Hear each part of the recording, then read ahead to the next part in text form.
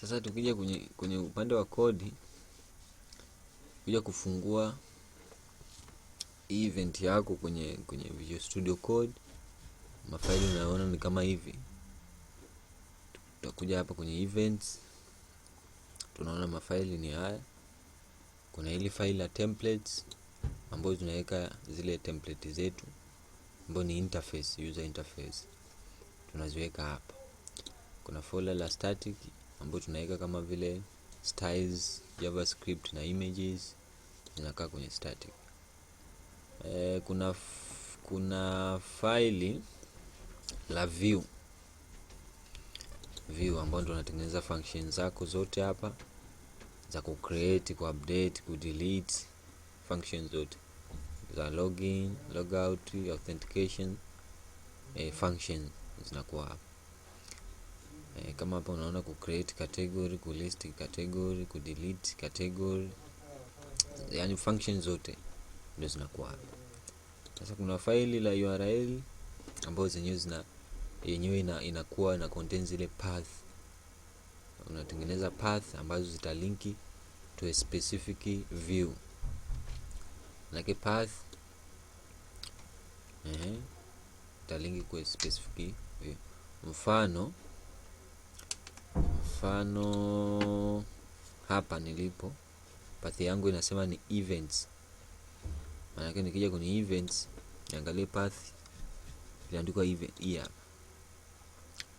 Na hii path ya events inaenda kwenye view inayoitwa event list, na name nimeweka ni event list. Hizi zinaonyesha path, URL path.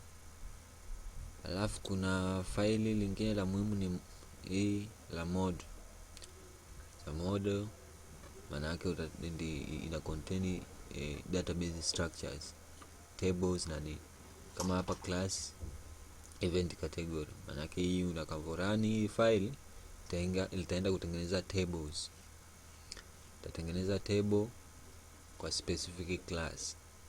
Kama table itaitwa event category, itaitwa events, schedule, tickets, order ticket. Ndio. Kuna form. Hii ni file sasa ambayo natengeneza form zangu ambazo zile naenda user anaenda kuinput kufanya input kule. Ndio hii form ambayo inachukua information kutoka kwenye mode, afu inazileta, unazi customize hapa kwenye form yako. Kitu kingine,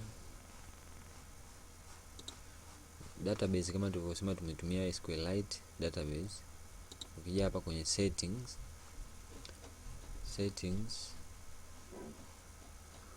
kuja kwenye databases, umeona default engine hapa tumetumia MySQLite 3.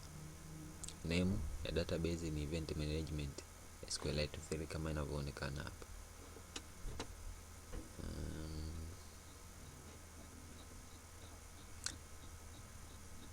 Hiyo ndo settings.